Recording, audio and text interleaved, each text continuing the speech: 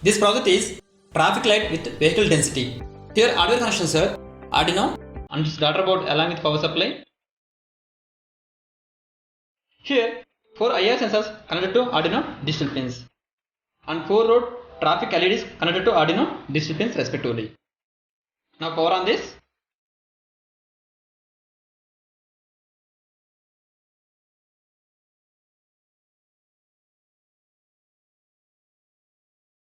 Regular traffic LEDs operated based on time delay. We can see this.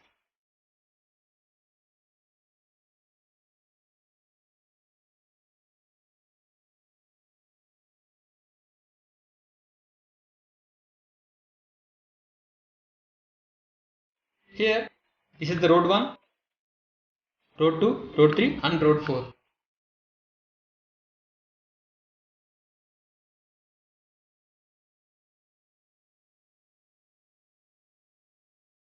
If any road gets high traffic, then corresponding IR sensor will activate.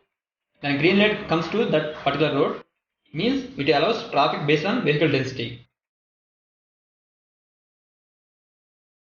For example, traffic in first road, you can see here.